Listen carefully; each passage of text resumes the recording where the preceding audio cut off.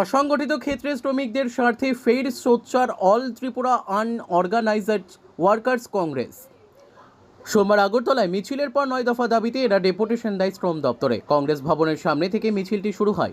এর নেতৃত্বে ছিলেন সংগঠনের চেয়ারম্যান শান্তনু পাল। এর আগেও এই সংগঠন শ্রমিকদের স্বার্থে বিভিন্ন দাবিতে ডেপুটেশন দিয়েছিল শ্রম দপ্তরে, কিন্তু কাজের কাজ কিছু না হওয়ায় এদিন ফের ডেপুটেশন দেওয়া হয়। পাশাপাশি শ্রম কার্যালয়ের সামনে বিক্ষোভও দেখান তারা। শ্রম কার্ড প্রদান, শ্রমিকদের 60 বছর হলে ভাতা প্রদান, 8 ঘন্টার নামে 12 থেকে 14 ঘন্টা কাজ না করানো সহ বিভিন্ন দাবি তোলা হয়। শ্রম দপ্তর এখনও মন্ত্রী টিঙ্কু রায়ের হাতে। শ্রমিকদের স্বার্থে দপ্তর এখন কোনো সিদ্ধান্ত নেয় কিনা সেটাই দেখার।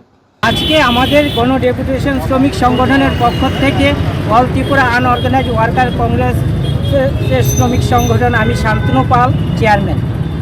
আমরা বিগত দিনেও আমরা সেই শ্রম দপ্তরে ডেপুটেশন দিয়েছিলাম, কিন্তু তারা আমাদের আগে ডেপুটেশনের পরও আমাদের কোনো কিছু তারা করেনি।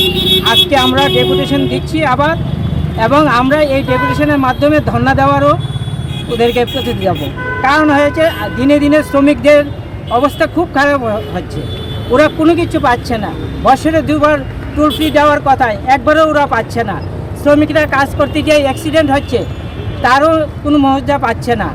তারপর প্রাইভেট যে ফার্মগুলো আছে তারা 7-8 ঘন্টা কাজের কথা, তাদেরকে দিয়ে 12 ঘন্টা 13 ঘন্টা করে কাজ করাচ্ছে। সবচেয়ে বেশি তো মলগুলিতে তো আরও বেশি দূর তাদের কাজ করাচ্ছে ওদের দিয়ে। আমাদের যে শ্রমিকরা আছে তাদের যেমন আপনার 60 বছর হয়ে গেলে ভাতার দরকার, কিন্তু তারা কেউ ভাতা পাচ্ছে না। তাদের ভাতার জন্য গেলে মণ্ডলে গেলে তারা কয় ইয়েতে আসা পঞ্চায়েতে যেতে হবে, মিউনিসিপ্যালিটিতে যেতে হবে। মিউনিসিপ্যালিটিতে গেলে বলে মণ্ডল থেকে সই করে আনতে হবে। তারপরে তারা না মিউনিসিপ্যালিটিতে গিয়ে পাচ্ছে, না মণ্ডল থেকে তাদের সই করাচ্ছে। তারা কোনো কিছু পাচ্ছে না, তারা সব কিছুতেই তারা বঞ্চিত।